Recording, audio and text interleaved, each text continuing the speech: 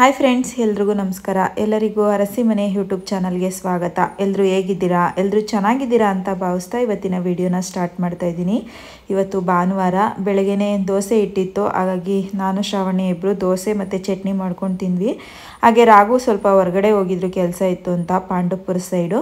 ಹಾಗೆ ಬರ್ತಾ ಅಲ್ಲಿಂದ ಮಟನ್ ತೊಗೊಬರ್ತೀನಿ, ಎಲ್ಲ ರೆಡಿ ಮಾಡ್ಕೊ ಅಂತ ಹೇಳಿದರು. ಅವ್ರು ಬರೋಷ್ಟರಲ್ಲಿ ರೆಡಿ ಮಾಡ್ಕೊಳ್ಳೋಣ ಅಂತೇಳಿ ನಾನಿಲ್ಲಿ ಮಸಾಲೆ ಎಲ್ಲ ರೆಡಿ ಮಾಡ್ಕೊತಾ ಇದ್ದೀನಿ.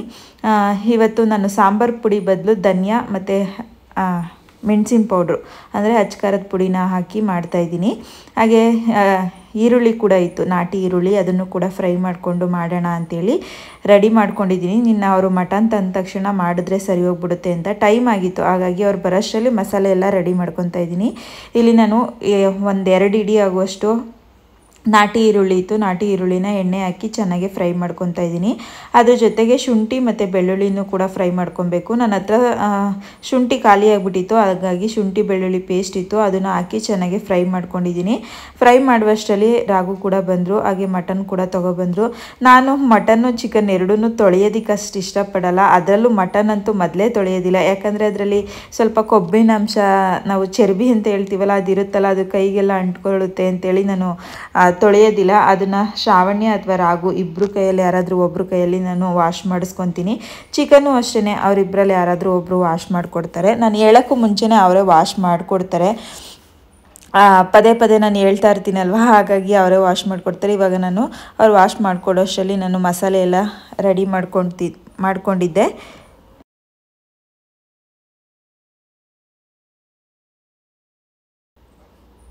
ಮಟನ್ನ ಕುಕ್ಕರಲ್ಲೇ ಮಾಡ್ತಾಯಿದ್ದೀನಿ. ಈಗ ಆಲ್ಮೋಸ್ಟ್ ಎಲ್ಲರೂ ಕುಕ್ಕರಲ್ಲೇ ಮಾಡೋದು, ಓಪನ್ ಪಾತ್ರೆಯಲ್ಲಿ ಯಾರೂ ಮಾಡೋದಿಲ್ಲ. ಇಲ್ಲಿ ಸ್ವಲ್ಪ ಎಣ್ಣೆ ಹಾಕ್ಕೊಂಡು ಒಂದು ಈರುಳ್ಳಿನ ಫ್ರೈ ಮಾಡ್ಕೊತಾ ಇದ್ದೀನಿ. ಇದು ಚೆನ್ನಾಗಿ ಫ್ರೈ ಆದಮೇಲೆ ನಾನಿಲ್ಲಿ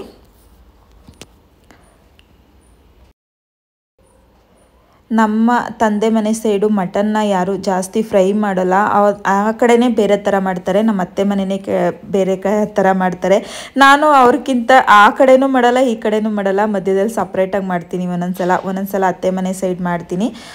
ನಾನು ನಮ್ಮ ತಂದೆ ಮನೆ ಸೈಡು ನಾನು ಮಾಡೋದಿಲ್ಲ. ಅವರು ಅಂಗಡಿಯಿಂದ ಮಟನ್ ಜಾಸ್ತಿ ತರೋದಿಲ್ಲ, ಊರಲ್ಲೇ ಕೂದಿರೋ ಮಟನ್ ಮಾಡೋದ್ರಿಂದ ಅವರು ಮಟನ್ನ ಜಾಸ್ತಿ ಫ್ರೈ ಮಾಡಿರೋದನ್ನು ನೋಡೇ ಇಲ್ಲ. ನಾನು ಯಾವಾಗಾದರೂ ಊರಿಗೆ ಹೋದಾಗ ಅಲ್ಲಿ ಮಟನ್ ಏನಾದರೂ ಮಾಡ್ತಾಯಿದ್ದಾಗ ನಾನು ಆ ರೆಸಿಪಿನ ನಿಮಗೆ ತೋರಿಸ್ತೀನಿ. ಇವಾಗ ನಾನು ಈರುಳ್ಳಿ ಫ್ರೈ ಆದಮೇಲೆ ಮಟನ್ನ ಹಾಕ್ಕೊಂಡು ಚೆನ್ನಾಗಿ ಫ್ರೈ ಮಾಡ್ಕೊತಾ ಇದ್ದೀನಿ. ಇದಕ್ಕೆ ಸ್ಟಾರ್ಟಿಂಗಲ್ಲೇ ಉಪ್ಪು ಮತ್ತು ಖಾರ ಅದನ್ನೇನು ಹಾಕ್ತೇನೆ, ಬರೀ ಹಂಗೇ ಸ್ವಲ್ಪ ಚೆನ್ನಾಗಿ ಫ್ರೈ ಮಾಡ್ಕೊಬೇಕು.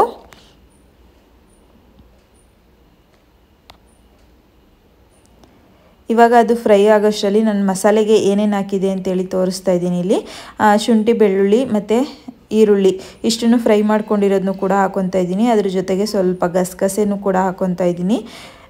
ಮಾಮೂಲಿ ಚಕ್ಕೆ, ಸ್ವಲ್ಪ ಲವಂಗ,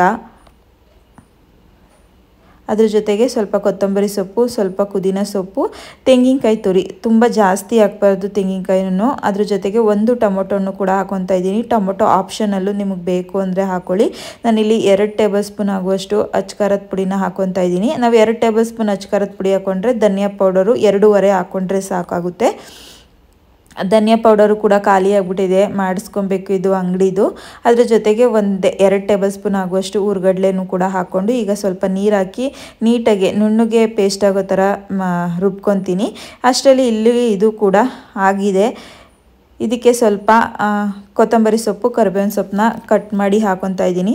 ಅದ್ರ ಜೊತೆಗೆ ಸ್ವಲ್ಪ ಅರಿಶಿನ ಕೂಡ ಹಾಕ್ಕೊಂಡು ಇನ್ನೂ ಸ್ವಲ್ಪ ಬೇಯಿಸ್ಕೊತೀನಿ ಚೆನ್ನಾಗಿ. ಅಂದರೆ ಅಲ್ಲಿ ನೀರು ಸ್ವಲ್ಪ ಕಡಿಮೆ ಆಗಬೇಕು, ಅಲ್ಲಿ ತನಕ ಸ್ವಲ್ಪ ಬೇಯಿಸ್ಕೊಂಡ್ರೆ ಸಾಕು. ನಾವು ಚಿಕನ್ ಆದರೆ ಎಣ್ಣೆಲಿ ಫ್ರೈ ಮಾಡ್ತಿದ್ದಂಗೆ ಸ್ವಲ್ಪ ದಪ್ಪ ಆಗ್ತಾ ಇರುತ್ತೆ, ಮಟನ್ನು ಸ್ವಲ್ಪ ಸುಂಡೋಗೋ ಥರ ಆಗ್ತಾ ಇರುತ್ತೆ. ಇವಾಗ ನಾನಿಲ್ಲಿ ಒಂದು ಸ್ವಲ್ಪ ಅಚ್ಕಾರದ ಪುಡಿನ ಹಾಕ್ಕೊಂಡಿದ್ದೀನಿ, ಸ್ವಲ್ಪ ಕಲರ್ ಬರಲಿ ಚೆನ್ನಾಗಿ ಅಂತೇಳಿ.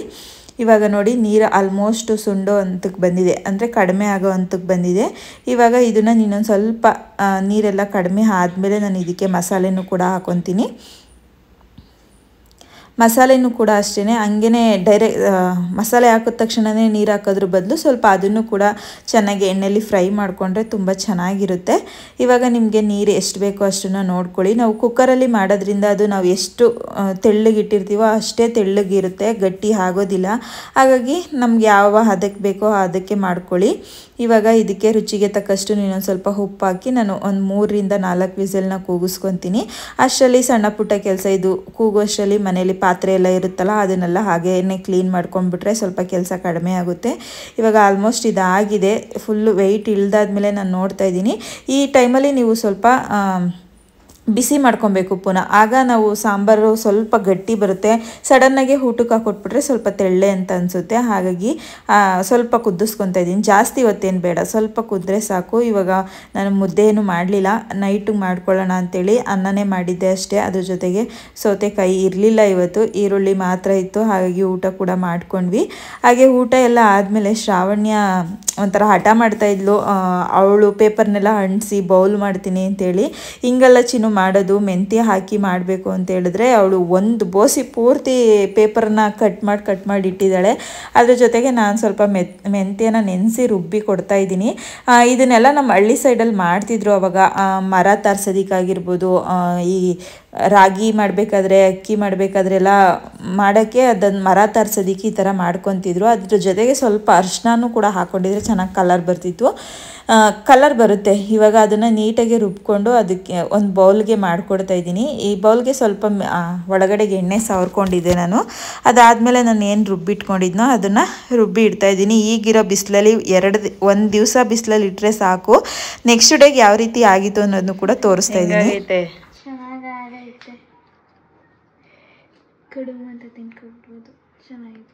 ತಿನ್ಕೊಬಿಡು. ಇಚ್ಚೂರು ತೆಳ್ಳನೆ ಆಯ್ತು. ಇಲ್ಲೆಲ್ಲ ಇದು ಗಟ್ಟಿ, ಇದೇ ಗಟ್ಟಿ ಇರೋದು ಜಾಸ್ತಿ. ಯಾವುದು? ಇದು ಒಣಗಬೇಕು ಚೆನ್ನಾಗಿ. ಇದು ಕೂಡ ಗಟ್ಟಿ ಇಚ್ಚೂರು. ಅದು ಗಟ್ಟಿ ಇಲ್ಲ, ಅದು ತೆಳ್ಳನೆ. ಇಲ್ಲೆಲ್ಲ ಇಲ್ಲೆಲ್ಲ ಮೆತ್ತಗಿದೆಯಲ್ಲ, ಇದೆಲ್ಲ ಚೆನ್ನಾಗಿ ಒಣಗಿದ್ರೆ ಮಾತ್ರ ಅದು ಮುರಿದೋಗಲ್ಲ. ಮುರಿದೋಯ್ತದೆ. ಅದ್ರ ಇಷ್ಟ ಆಯ್ತಾ? ಪುನಃ ಎಲ್ಲ ಕೇಳಬೇಡಮ್ಮ, ಮೆಂತೆ ಎಲ್ಲ ವೇಸ್ಟ್ ಆಯ್ತದೆ.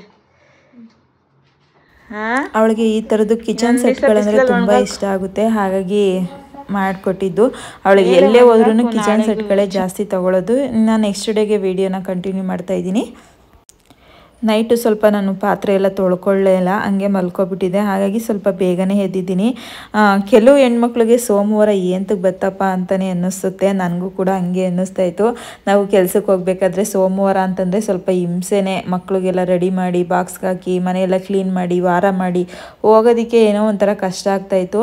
ಅದರಲ್ಲೂ ಈ ಶಿಫ್ಟಲ್ಲಿ ಇರ್ತಾರಲ್ಲ ಅವರಿಗೆ ಫಸ್ಟ್ ಶಿಫ್ಟ್ ಬೀಳುತ್ತೆ ನೋಡಿ, 6 ಗಂಟೆಯಿಂದ 2 ಗಂಟೆ ಶಿಫ್ಟು ಬೀಳುತ್ತಲ್ಲ, ಅವ್ರಿಗಂತೂ ತುಂಬಾ ಹಿಂಸೆಯಪ್ಪ ಈ ಸೋಮವಾರ ಅಂತಂದರೆ. ಯಾಕಂದರೆ ಹಿಂದಿನ ವಾರ ಪೂರ್ತಿ ವಾರ ಸೆಕೆಂಡ್ ಶಿಫ್ಟ್ ಮುಗಿಸ್ತಿರ್ತಾರೆ. ಯಾಕಂದರೆ 2 ಗಂಟೆಯಿಂದ ರಾತ್ರಿ 10 ಗಂಟೆ ತನಕ ಮುಗಿಸಿರ್ತಾರೆ. ಈ ಸೋಮವಾರ ಬೆಳಗ್ಗೆ 6 ಗಂಟೆಗೆ ಫ್ಯಾಕ್ಟ್ರಿಗಳಲ್ಲಿ ಇರಬೇಕು. ಅದು ಹಿಂಸೆ ಅಂದರೆ ಹಿಂಸೆ. ನನಗೂ ಆ ಎಕ್ಸ್ಪೀರಿಯೆನ್ಸ್ ಒಂದು 6 ವರ್ಷನೇ ಆಗಿದೆ ಅಂತಲೇ ಅನ್ಬೋದು. ಸೋಮವಾರ ಅಂತಂದರೆ ಈಗ ನಾವು ಭಾನುವಾರ ದಿನ ಸ್ವಲ್ಪ ಲೇಜಿನೆಸ್ ಆಗಿ ಇರ್ತೀವಿ. ಸೋಮವಾರ ಬೆಳಗ್ಗೆ ಎದ್ದು, ಅದರಲ್ಲೂ ನಾನು ಶ್ರಾವಣಿಗೆ ಸ್ಕೂಲಿಗೆ ಕಳಿಸ್ಬೇಕಾಗಿರ್ಬೋದು, ನಾನು ಜೊತೆಲಿ ಕರ್ಕೊಂಡು ಹೋಗ್ಬೇಕಾದ್ರೂ ಅಷ್ಟೇ ನಾನು 4 ಗಂಟೆ ಅಥವಾ 3:30 ಇಷ್ಟೊತ್ತಿಗೆ ಎದ್ದು ಮನೆಯಲ್ಲೆಲ್ಲ ಕ್ಲೀನ್ ಮಾಡಿ ಬಾಕ್ಸ್ಗೆ ಹಾಕ್ಕೊಂಡು ಅವಳಿಗೂ ಕರ್ಕೊಂಡು ಹೋಗ್ತಿದ್ದೆ. ಅದಾದಮೇಲೆ ಅವಳು ಸ್ಕೂಲಿಗೆ ಸೇರಿದ್ಮೇಲೆ ನಾವು ಮನೇಲಿ ರಾಗು ಇರ್ತಿದ್ರು, ಮತ್ತು ಶ್ರಾವಣಿಗೆ ಇಬ್ರಿಗೂ ತಿಂಡಿ ಮಾಡಿಟ್ಟೋಗ್ಬೇಕಿತ್ತು. ಹಾಗೆ ತಿಂಡಿ ಮಾಡಿಟ್ಟೋಗೋದು ಅದು ಒಂದು ಹಿಂಸೆ. ಕೆಲವು ಹೆಣ್ಮಕ್ಳಿಗೆ ಬರೀ ಮನೇಲಿ ಮಾಡ್ಕೊಳ್ಳೋರು ಇರ್ತಾರೆ, ಎದ್ದು ಬರೋದಕ್ಕೂ ಕಷ್ಟ. ಎಷ್ಟೊಂದು ಜನ ಸೋಮವಾರ ಫಸ್ಟ್ ಶಿಫ್ಟಲ್ಲಿ ರಜಾ ಅಂದರೆ ಎದ್ದೊಳಕ್ಕಾಗಲ್ಲ ಅಂತಲೇ ತುಂಬ ರಜಾ ಹಾಕೊಡೋದು ಉಂಟು. ಇವಾಗ ಬೆಳಗಿನ ತಿಂಡಿಗೆ ನಾನು ಕಾಬಲ್ ಕಡಲೆನ ನೆನೆಸಿಟ್ಟಿದ್ದೆ. ಅದನ್ನು ಇವಾಗ ಒಂದು ಕೂಗಿಸ್ಕೊತಾ ಇದ್ದೀನಿ ವಿಸಲ್ಲು.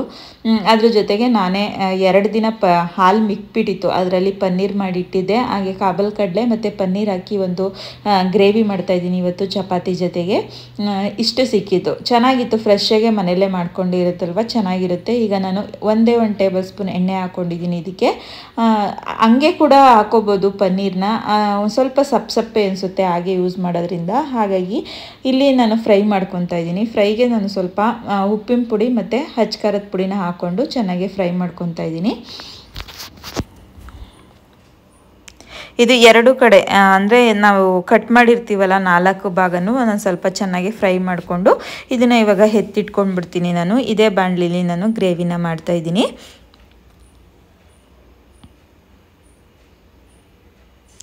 ಇವಾಗ ಇದಕ್ಕೆ ಸ್ವಲ್ಪ ಎಣ್ಣೆನ ಹಾಕ್ಕೊಂಡಿದ್ದೀನಿ. ಇನ್ನೊಂದು 2 ಟೇಬಲ್ ಸ್ಪೂನ್ ಆಗುವಷ್ಟು ಎಣ್ಣೆನ ಹಾಕ್ಕೊಂಡು ಅದಕ್ಕೆ ಪಲಾವ್ ಎಲೆ, ಮರಾಠಿ ಮೊಗ್ಗು, ಅನಾನಸು, ಚಕ್ಕೆ, ಏಲಕ್ಕಿ ಮತ್ತು ಅದ್ರ ಜೊತೆಗೆ ಕಸ್ತೂರಿ ಮೇಥಿ, ಸ್ವಲ್ಪ ಸೋಂಪು ಕೂಡ ಹಾಕ್ಕೊಂಡಿದ್ದೀನಿ.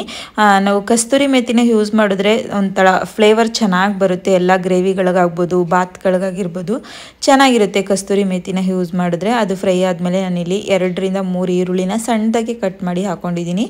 ನಿಮಗೆ ಗ್ರೇವಿ ಜಾಸ್ತಿ ಬೇಕು ಅಂದರೆ ಸ್ವಲ್ಪ ರುಬ್ಬಿ ಕೂಡ ಹಾಕೋಬೋದು. ಇದು ಈರುಳ್ಳಿ ಫ್ರೈ ಆದಮೇಲೆ ನಾನು ಸ್ವಲ್ಪ ಅರಿಶಿನ, ನಮಗೆ ಖಾರಕ್ಕೆ ಎಷ್ಟು ಬೇಕೋ ಅಷ್ಟು ಅಚ್ಕಾರದ ಪುಡಿ, ಸ್ವಲ್ಪ ಧನಿಯಾ ಪೌಡರು, ಗರಂ ಮಸಾಲ ಇಷ್ಟನ್ನು ಹಾಕ್ಕೊಂಡು ಸ್ವಲ್ಪ ಚೆನ್ನಾಗಿ ಫ್ರೈ ಮಾಡ್ಕೊಬೇಕು. ಇದು ಫ್ರೈ ಆಗೋಷ್ಟರಲ್ಲಿ ನಾನಿಲ್ಲಿ 2 ಟೊಮೊಟೊನ ನಾನು ನೀಟಾಗಿ ಪೇಸ್ಟ್ ಮಾಡ್ಕೊಂಡಿದ್ದೀನಿ.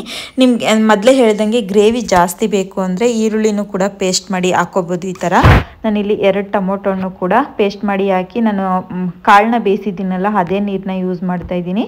ಇವಾಗ ಜಾರ್ ತೊಳೆದು ನೀರನ್ನು ಕೂಡ ಹಾಕಿ ಇದು ಚೆನ್ನಾಗಿ ಹಸಿ ವಾಸನೆ ಹೋಗಬೇಕು. ಟೊಮೊಟೊದು ಏನು ಹಸಿ ವಾಸನೆ ಇರುತ್ತೆ ಅದು ಹೋಗುವಷ್ಟು ಚೆನ್ನಾಗಿ ಫ್ರೈ ಮಾಡ್ಕೊಬೇಕು.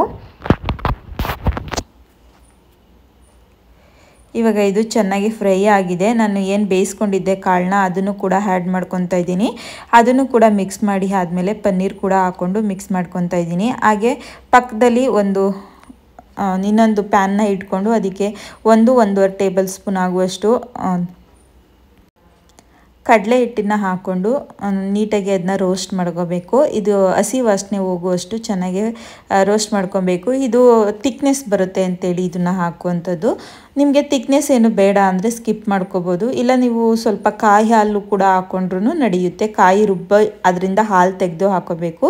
ನಾನಿಲ್ಲಿ ಇದಕ್ಕೆ ಪೌಡರ್ನ ಯೂಸ್ ಮಾಡ್ತಾಯಿದ್ದೀನಿ. ಸ್ವಲ್ಪ ಗಟ್ಟಿ ಬರುತ್ತೆ, ಚೆನ್ನಾಗಿರುತ್ತೆ ಅಂತೇಳಿ. ಇವಾಗ ಇದು ಆಲ್ರೆಡಿ ಆಗಿದೆ. ಚಪಾತಿ ಹಿಟ್ಟು ಕೂಡ ಇದ್ರ ಮಧ್ಯದಲ್ಲೇ ನಾನು ಕಲಸಿ ಇಟ್ಕೊಂಡಿದ್ದೀನಿ. ಅಷ್ಟರಲ್ಲಿ ಶ್ರಾವಣಿಗೂ ಕೂಡ ಸ್ನಾನ ಮಾಡಿಸಿ, ಇವತ್ತು ಸೋಮವಾರ ಆಗಿರೋದ್ರಿಂದ ಬಟ್ಟೆ ಐರನ್ ಮಾಡಬೇಕು, ಶ್ರಾವಣಿಗೆ ತಲೆ ಸ್ನಾನ ಮಾಡಿಸ್ಬೇಕು, ಮತ್ತು ಉಗುರು ಕಟ್ ಮಾಡಿಕೊಡ್ಬೇಕು. ಇದೆಲ್ಲ ಎಕ್ಸ್ಟ್ರಾ ಕೆಲಸಗಳಿರುತ್ತೆ ಇವತ್ತು. ಇವಳು ಕೂದಲು ಸ್ವಲ್ಪ ತಿಕ್ಕಾಗಿರೋದ್ರಿಂದ ಎಷ್ಟು ಒರೆಸಿದ್ರೂ ಹೋಗೋದಿಲ್ಲ ಅದು ನೀರು. ಹಾಗಾಗಿ ನಾನು ಈ ಥರ ಹೇರ್ ಡ್ರೈಯರ್ನ ಯೂಸ್ ಮಾಡ್ತೀನಿ. ನಾವು ಎಷ್ಟೇ ಬಿಸಿಲಿದ್ರೂ ಕೂಡ ಅವಳು ಬೇಗ ಕೂದಲು ಒಣಗೋದಿಲ್ಲ. ನಾನು ಹಿಂಗೆ ಸಾಯಂಕಾಲ ಸ್ನಾನ ಮಾಡಿಸಿದ್ರೆ ಅಥವಾ ರಜೆ ಇದ್ದ ಟೈಮಲ್ಲಿ ಸ್ನಾನ ಮಾಡಿಸಿದ್ರೆ ಮಾತ್ರ ನಾನು ಏರ್ ಡ್ರೈ ಮಾಡಿಸಲ್ಲ. ಇಲ್ಲ ಸ್ಕೂಲ್ಗೆ ಹೋಗೋ ಟೈಮಲ್ಲಿ ನಾನು ಕಂಪಲ್ಸರಿ ಏರ್ ಡ್ರೈ ಯೂಸೇ ಮಾಡ್ತೀನಿ. ಇಲ್ಲ ಅಂತಂದರೆ ಫುಲ್ಲು ಜಡೆ ಹತ್ರ ಎಲ್ಲ ನೀರು ತೊಟಕ್ತಾ ಇರುತ್ತೆ. ಹಾಗೆ ಏರ್ ಡ್ರೈ ಮಾಡಿಕೊಂಡು ಅವಳಿಗೆ ತಲೆ ಕೂಡ ಬಾಚ್ಕೊಂಡು ಬಂದೆ. ಇವಾಗ ಫುಲ್ಲು ಅವಳು ಕೂಡ ರೆಡಿಯಾಗಿದ್ದಾಳೆ. ಅದ್ರ ಜೊತೆಗೆ ಈಗ ಚಪಾತಿನೂ ಕೂಡ ರೆಡಿ ಮಾಡ್ತಾಯಿದ್ದೀನಿ. ಅವಳಿಗೆ ಸ್ನ್ಯಾಕ್ಸ್ಗೆ ಇವತ್ತು ಸೌತೆಕಾಯಿ ಚಪಾತಿ ಕೊಡ್ತಾಯಿದ್ದೀನಿ. ಅವಳು ಏನು ಸ್ನ್ಯಾಕ್ಸ್ ಬೇಡ ಅಮ್ಮ ಅಂತ ಹೇಳ್ತಾಳೆ. ಬಟ್ ನಾನೇ ಸ್ನ್ಯಾಕ್ಸ್ಗೆ ಸೌತೆಕಾಯಿ, ಕ್ಯಾರೆಟು, ಆಪಲ್ ಕೊಡೋದಿಲ್ಲ. ಆಪಲ್ಲು ಸ್ವಲ್ಪ ಕಪ್ಪಗಾಗ್ಬಿಡುತ್ತೆ ಅಂತೇಳಿ ತಿನ್ನೋದಿಲ್ಲ. ಹಾಗೆ ಕಿತ್ಳೆಹಣ್ಣಿದ್ರೆ ಕಿತ್ಳೆಹಣ್ಣು ಕೂಡ ಕೊಡ್ತೀನಿ. ಮತ್ತು ಡ್ರೈ ಫ್ರೂಟ್ಸ್ನ ಕೊಡ್ತೀನಿ. ಜಾಸ್ತಿ ಡ್ರೈ ಫ್ರೂಟ್ಸು ಮತ್ತು ಕ್ಯಾರೆಟು, ಸೌತೆಕಾಯಿ ಇಷ್ಟನ್ನೇ ನಾನು ಅವಳಿಗೆ ಸ್ನ್ಯಾಕ್ಸ್ಗೆ ಕೊಡುವಂಥದ್ದು.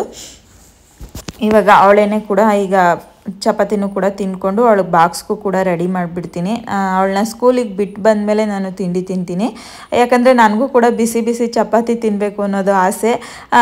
ಅವಳನ್ನ ಬಿಟ್ಟು ಬಂದಮೇಲೆ ತಿಂದರೆ ಸ್ವಲ್ಪ ಸಮಾಧಾನ. ಇಲ್ಲ ಅಂದರೆ ಅವಳ ಜೊತೆನೇ ತಿಂಡಿ ತಿನ್ನೋಕೆ ಕೂತ್ಕೊಂಡ್ಬಿಟ್ರೆ ಟೈಮ್ ಆಗಿಬಿಡುತ್ತೆ ಅನ್ನೋದು ಒಂದು ಸ್ವಲ್ಪ ಟೆನ್ಷನ್ ಆಗ್ತಾ ಇರುತ್ತೆ. ಈ ಬಾತ್ ಗೀತ ಆ ಥರದ್ದಾದರೆ ಸ್ವಲ್ಪ ಬಿಸಿ ಇದ್ರಲ್ಲೇ ತಿನ್ನಬೇಕು ಅಂತ ಅವಳ ಜೊತೆಲೇ ಕೂತ್ಕೊಂಡು ತಿನ್ನೋದು. ಚಪಾತಿ, ದೋಸೆ ಈ ಥರದ್ದಾದರೆ ಅವಳನ್ನ ಬಿಟ್ಟು ಬಂದು ನಾನು ಆಮೇಲೆ ಹಾಕ್ಕೊಂಡು ತಿಂತೀನಿ. ಅಷ್ಟರಲ್ಲಿ ಅವಳನ್ನು ಕೂಡ ಬಿಟ್ಟು ಬಂದು ನಾನು ರಾಗುಗೂ ಕೂಡ ತಿಂಡಿ ಕೊಟ್ಟಾಗಿತ್ತು. ಈಗ ನಾನು ಕೂಡ ಚಪಾತಿನ ತಿಂತಾಯಿದ್ದೀನಿ.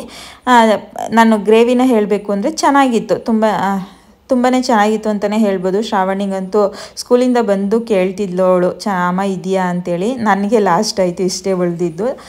ಒನ್ ಟೈಮ್ಗೆಲ್ಲ ಚೆನ್ನಾಗಿರುತ್ತೆ ಕಾಬಲ್ ಕಡಲೆ ಮತ್ತು ಪನ್ನೀರ್ ಗ್ರೇವಿ. ಒಂದ್ಸಲ ನೀವು ಕೂಡ ಟ್ರೈ ಮಾಡಿ. ಯಾರಾದರೂ ಟ್ರೈ ಮಾಡಿದ್ರೆ ಹೇಗೆ ಬಂತು ಅಂತಲೂ ಕೂಡ ಕಮೆಂಟ್ ಬಾಕ್ಸಲ್ಲಿ ಕಮೆಂಟ್ ಮಾಡಿ. ಹಾಗೆ ಯಾರೆಲ್ಲ ವೀಡಿಯೋಸ್ನ ನೋಡ್ತಿದ್ದೀರಾ ಅವರೆಲ್ಲ ಸಬ್ಸ್ಕ್ರೈಬ್ ಮಾಡಿಕೊಂಡು ವೀಡಿಯೋಸ್ನ ನೋಡಿ. ಹಾಗೆ ನಿಮ್ಮ ಫ್ರೆಂಡ್ ಅಥವಾ ಫ್ಯಾಮಿಲಿಯವ್ರಿಗೂ ಕೂಡ ಶೇರ್ ಮಾಡಿ, ಸಪೋರ್ಟ್ ಮಾಡಿ ಅಂತ ಕೇಳ್ತಾ ಇದ್ದೀನಿ. ಈಗ ತಿಂಡಿ ಎಲ್ಲ ತಿಂದು ಮನೆಯೆಲ್ಲ ಕ್ಲೀನ್ ಮಾಡಿ ಸ್ನಾನ ಕೂಡ ಆಯಿತು. ಹಾಗೆ ದೇವ್ರ ದೀಪನೂ ಕೂಡ ಹಚ್ಚುತ್ತಾ ಇದ್ದೀನಿ. ಇಷ್ಟೆಲ್ಲ ಮಾಡುವಷ್ಟರಲ್ಲಿ ನನಗೆ 10:30 ಆಗುತ್ತೆ. ಇವತ್ತು ದೇವ್ರ ದೀಪ ಎಲ್ಲ ತೊಳಿಬೇಕಿತ್ತಲ್ಲ ಸೋಮವಾರ, ಹಾಗಾಗಿ ಸ್ವಲ್ಪ ಲೇಟ್ ಆಯಿತು ಅಂತಲೇ ಹೇಳ್ಬೋದು. ಈಗ ಪೂಜೆ ಎಲ್ಲ ಮಾಡಿ ನಾನು ಯಾಕೋ ಸ್ವಲ್ಪ ಬೇಜಾರಾಗ್ತಿತ್ತು, ಕೆಲಸ ಮಾಡೋಕ್ಕೆ ಮೂಡಿರಲಿಲ್ಲ. ಹಾಗೆ ದೇವಸ್ಥಾನಕ್ಕೆ ಹೋಗಿ ಬರೋಣ ಅಂತೇಳಿ ಹೊರಟೆ. ಚಾಮುಂಡಿ ಬೆಟ್ಟಕ್ಕೆ ಹೋಗೋಣ ಅಂತ ಹೇಳಿದೆ. ರಾಘು ಬಟ್ ನಾನು ಅವ್ರಿಗೇನೋ ಕೆಲಸ ಇತ್ತು ಅಂದ್ಬಿಟ್ಟು ಅವ್ರು ಬರಲಿಲ್ಲ. ಹಾಗಾಗಿ ಹುತ್ನಾಳಮ್ಮನ ದೇವಸ್ಥಾನ ಅಂದರೆ ಜ್ವಾಲಾಮುಖಿ, ತ್ರಿಪುರ ಸುಂದರಿ ಈ ಥರದ ಹೆಸರುಗಳಲ್ಲಿ ಕರೀತಾರೆ. ಚಾಮುಂಡೇಶ್ವರಿ ತಂಗಿನಿ ಕೆಲವರೆಲ್ಲ ಚಾಮುಂಡೇಶ್ವರಿಗೆ ಹೋಗಿ ಈ ದೇವಸ್ಥಾನಕ್ಕೆ ಹೋಗ್ತಾರೆ. ನಾವು ಅಪರೂಪಕ್ಕೆ ಈ ದೇವಸ್ಥಾನಕ್ಕೆ ಬರ್ತೀವಿ. ಇದು ಸ್ವಲ್ಪ ಹತ್ರನೇ ನಮ್ಮ ಮನೆ ಹತ್ರಕ್ಕೆ, ಹಾಗಾಗಿ ಈ ದೇವಸ್ಥಾನದ ಹತ್ರ ಬಂದೆ. ಇಲ್ಲೂ ಕೂಡ ಮರಿ ಕೂದಿ ಹಬ್ಬ ಎಲ್ಲ ಮಾಡ್ತಾರೆ ದೇವಸ್ಥಾನದ ಹತ್ರನೂ ಕೂಡ. ದೇವಸ್ಥಾನದ ಒಳಗಡೆ ವಿಡಿಯೋ ಮಾಡೋಂಗಿಲ್ವಲ್ಲ, ಹಾಗಾಗಿ ವಿಡಿಯೋನು ಮಾಡಲಿಲ್ಲ ನಾನು. ದೇವಸ್ಥಾನದಿಂದ ಬಂದು ನಾನು ಬ್ಲೌಸ್ ಕೂಡ ಸ್ಟಿಚ್ ಮಾಡಿಕೊಂಡೆ. ಹಾಗೆ ಸುಮಾರು ಜನದ ಮನೇಲಿ ಮಿಷಿನ್ ಇರುತ್ತೆ. ಈ ರೆಡಿಮೇಡ್ ಡ್ರೆಸ್ನ ತಂದಾಗ ಕೆಲವೊಂದಕ್ಕೆ ಸ್ಲೀವ್ ಅಟ್ಯಾಚ್ ಆಗಿರೋದಿಲ್ಲ, ಕೆಲವೊಂದಕ್ಕೆ ಅನ್ನೋದಕ್ಕಿಂತ 3/4 ಒಂದೇ ಸ್ಲೀವ್ ಅಟ್ಯಾಚ್ ಆಗಿರುತ್ತೆ. ಈ ಥರ ಚಿಕ್ಕ ಸ್ಲೀವ್ ಇರೋದು ಸ್ಲೀವ್ ಅಟ್ಯಾಚ್ ಆಗಿರೋದಿಲ್ಲ. ಅದನ್ನ ಯಾವ ರೀತಿ ಸ್ಟಿಚ್ ಮಾಡ್ಕೊಳ್ಳೋದು ಸಿಂಪಲಾಗಿ ಅಂತ ತೋರಿಸ್ತಾ ಇದ್ದೀನಿ. ಅವ್ರಿಗೆ 3 ಇಂಚು ಸಾಕಂತೆ. 3 ಇಂಚಿಗೆ ಮಾರ್ಕ್ ಮಾಡಿಕೊಂಡು ನಾವು ಎಕ್ಸ್ಟ್ರಾ ಏನಿದೆ ಅದನ್ನು ತೆಗಿಬೇಕು. ನಾರ್ಮಲಾಗಿ ನಾವು ಬ್ಲೌಸ್ನ ಎಲ್ಲ ಹೊಲಿತೀವಲ್ಲ, ಆ ಥರ ಸ್ಲೀವ್ ಅಟ್ಯಾಚ್ ಇರೋದಿಲ್ಲ ಇದು. ಇವಾಗ ನಾವು ಸ್ಲೀವ್ ಅಟ್ಯಾಚ್ ಮಾಡೋದಕ್ಕೆ ಸ್ವಲ್ಪ ಓಪನ್ ಮಾಡ್ಕೊಬೇಕು. ನಾವು ಸೈಡ್ ಸಿಮ್ ಅಂತ ಏನು ಹೇಳ್ತೀವಿ ಅದನ್ನು ಓರ್ಲಕ್ ಆಗಿರ್ಬೋದು, ಸಿಂಗಲ್ ನೀಡ್ ಸ್ಟಿಚ್ ಆಗಿರ್ಬೋದು, ಎರಡನ್ನೂ ಕೂಡ ನಾವು ಸ್ವಲ್ಪ ಓಪನ್ ಮಾಡ್ಕೊಳ್ಳೇಬೇಕು. ಯಾವುದೇ ಸ್ಲೀವ್ ಅಟ್ಯಾಚ್ ಮಾಡಬೇಕಾದ್ರೂ ರೆಡಿಮೇಡು ನಾವು ಓಪನ್ ಮಾಡ್ದೇ ಸ್ಲೀವ್ ಅಟ್ಯಾಚ್ ಮಾಡೋದು ಸ್ವಲ್ಪ ಕಷ್ಟನೇ ಅಂತಲೇ ಹೇಳ್ಬೋದು. ಈ ರೀತಿ ಒಂದು 2-3 ಇಂಚು ಓಪನ್ ಮಾಡಿಕೊಂಡು ನೀವು ಎರಡನ್ನೂ ಸೀದಾ ಇಟ್ಕೊಬೇಕು. ಸ್ಲೀವು ಮತ್ತು ಬಾಡಿ ಪೀಸ್ ಎರಡನ್ನೂ ಸೀದಾ ಇಟ್ಕೊಂಡು ನಾವು ಅವರೊಂದು ಸ್ಟಿಚ್ ಹಾಕಿರ್ತಾರೆ ಪೈಪಿಂಗ್ ಮಾಡೋದು, ಅದ್ರ ನ್ಯಾರಕ್ಕೆ ಸ್ಲೀವ್ನ ಅಟ್ಯಾಚ್ ಮಾಡ್ಕೊಬೇಕು. ನೋಡ್ಕೊಬೇಕು ಕೆಳಗಡೆ ಅದ್ರದ್ದು ನ್ಯಾರಕ್ಕೆ ನಾವು ಸ್ಲೀವ್ನ ಅಟ್ಯಾಚ್ ಮಾಡ್ಕೊತಾ ಇದ್ದೀವ ಅಂತೇಳಿ. ಆಲ್ಮೋಸ್ಟು ಸ್ಲೀವ್ಸು ಶೇಪ್ ಇಲ್ದರೇ ಬರುವಂಥದ್ದು ರೆಡಿಮೇಡ್ ಡ್ರೆಸ್ಸಲ್ಲಿ ನಾವು ಶೇಪ್ನ ಕೊಟ್ಕೊಂಡು ರೆಡಿ ಮಾಡ್ಕೊಬೇಕು. ಇವಾಗ ನಾನು ನೋಡಿ ಈ ಥರ ಮೇಲ್ಗಡೆಯಿಂದನೇ ಸ್ಟಿಚ್ ಹಾಕ್ಕೊತಾ ಇದ್ದೀನಿ. ಅವರೇ ಒಂದು ಸ್ಟಿಚ್ ಹಾಕಿರ್ತಾರೆ, ಅದ್ರ ಮೇಲ್ಗಡೆನೇ ಸ್ಟಿಚ್ ಹಾಕೋಬೇಕು. ಮತ್ತು ಇದಕ್ಕೆಲ್ಲ ನೀವು ಪರ್ಫೆಕ್ಟ್ ದಾರನ ಯೂಸ್ ಮಾಡಬೇಕು. ಒಂದು ಸ್ವಲ್ಪ ಹೆಚ್ಚು ಕಮ್ಮಿ ಆದ್ರೂ ಸ್ವಲ್ಪ ಅಸಹ್ಯವಾಗಿ ಕಾಣಿಸುತ್ತೆ. ಇವಾಗ ನೋಡಿ ನಾನು ಸ್ಟಿಚ್ ಹಾಕಿದ್ದೀನಿ. ಇವಾಗ ಸ್ಟಿಚ್ ಹಾಕಿದ್ಮೇಲೆ ಈ ಥರ ಓಪನ್ ಕಾಣಿಸುತ್ತೆ, ಹಾಗಾಗಿ ನೀವು ಒಂದು ಸ್ಟಿಚ್ನ ಹಾಕಬೇಕು. ಅವರು ಥ್ರೆಡ್ ಪೈಪಿಂಗ್ ಮಾಡಿರ್ತಾರಲ್ಲ ಆ ನ್ಯಾರದಲ್ಲಿ ಒಂದು ಸ್ಟಿಚ್ನ ಹಾಕ್ಕೊಬೇಕು. ಈಗೆಲ್ಲ ಸ್ಲೀವ್ ಅಟ್ಯಾಚ್ ಮಾಡಿ ನಿಮ್ಮ ಬಾಡಿ ಫಿಟ್ಟಿಂಗ್ ಮಾಡೋದಕ್ಕೆ ಒಂದು 50 ರೂಪಾಯಿನಾದರೂ ತೊಗೊಳ್ತಾರೆ ಅಂಗಡಿಗಳಲ್ಲಿ. ನಿಮ್ಮ ಮನೇಲೂ ಕೂಡ ಸುಮಾರು ಆಲ್ಮೋಸ್ಟ್ ಮನೆಗಳಲ್ಲಿ ಮಿಷಿನ್ ಇದ್ದೇ ಇರುತ್ತೆ. ಅವರೆಲ್ಲ ಈ ಥರ ಸ್ಲೀವ್ನ ಅಟ್ಯಾಚ್ ಮಾಡ್ಕೊಳ್ಳಿ. ನೋಡಿ ಎಷ್ಟು ಸಿಂಪಲಾಗಿ ಸ್ಲೀವ್ನ ಅಟ್ಯಾಚ್ ಮಾಡ್ಬೋದು. ಈ ಇನ್ಫಾರ್ಮೇಷನ್ ನಿಮಗೆ ಇಷ್ಟ ಆಗಿದರೆ ಪ್ಲೀಸ್ ಸಬ್ಸ್ಕ್ರೈಬ್ ಮಾಡಿಕೊಂಡು ವೀಡಿಯೋಸ್ನ ನೋಡಿ. ಹಾಗೆ ಬೆಲ್ಲೈಕನ್ನು ಕ್ಲಿಕ್ ಮಾಡಿ ನಿಮ್ಮ ಫ್ರೆಂಡ್ ಅಥವಾ ಫ್ಯಾಮಿಲಿಯವ್ರಿಗೂ ಕೂಡ ಶೇರ್ ಮಾಡಿ, ಸಪೋರ್ಟ್ ಮಾಡಿ ಅಂತ ಹೇಳ್ತಾ ಇವತ್ತಿನ ವಿಡಿಯೋನ ಇಲ್ಲಿಗೆ ಮುಗಿಸ್ತಾ ಇದ್ದೀನಿ. Thank you.